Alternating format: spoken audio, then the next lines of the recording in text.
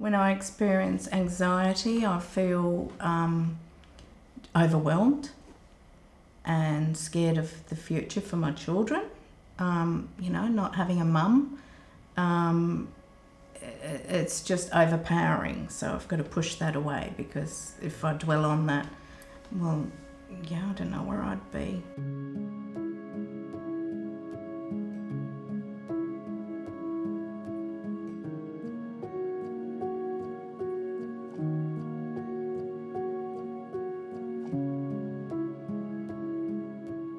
I was first diagnosed at the week before Christmas in 2016, early January. Found out when they retested the biopsy that it was metastatic melanoma.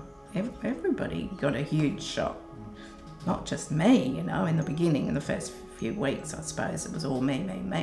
And then you do think of your partners, your friends, and you start to feel a bit guilty that, you know, you're putting this on them.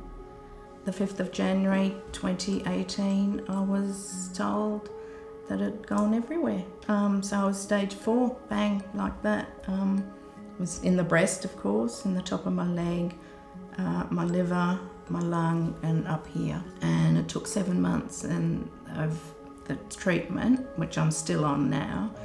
And then I became NED, we call it, no evidence of active disease.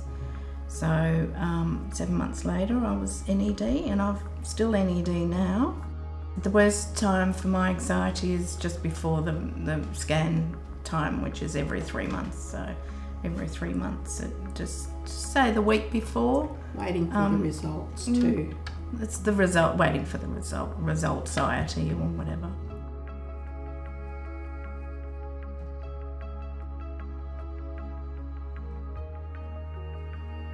I'm a positive person, aren't I? You can vouch for that. But oh my goodness, like Rhonda just said, anything to do with that, I get a cancer. headache, and that's it. It's gone to my brain, because that's usually where it ends up. And I'm like, you know, I just get a headache from maybe no water, stress, and bang, it's in my brain, it's in my brain. Anxiety is definitely natural, but I think it's how you control it, cope with it. The coping strategies really have helped me. But anxiety, I think it has to be there. To get a diagnosis, cancer diagnosis, is just such a shock. You know, I don't think anybody can breeze through it. And if they say that, oh yeah, I'm positive and it's all going to be okay, I think, you know, that wouldn't be 100% of the time. I mean, I'm like that quite a bit, but there's lots of times when that's not happening.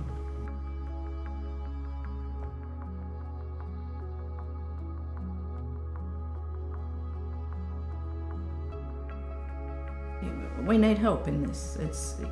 I don't think anybody can do it by themselves, because we're not, how can you say it? Well, we don't get taught all this at school, and my support person is definitely Rhonda. She comes to most of my CT scans and to find out how the scan went.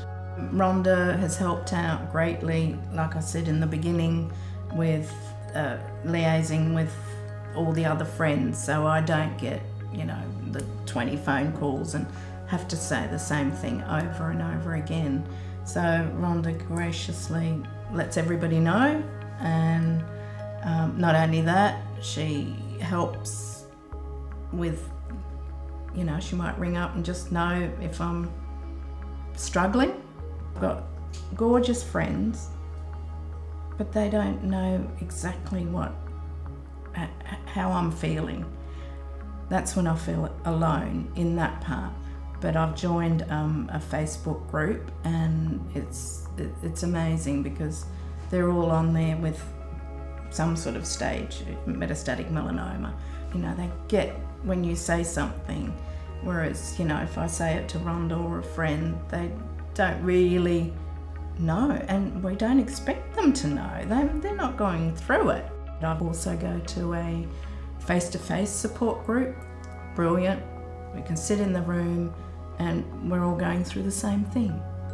And also Melanoma Institute Australia has on their site explains all the different Facebook groups, face-to-face support groups, telephone support groups. Just amazing. You can join one, join them all. I've joined them all. Just unbelievable.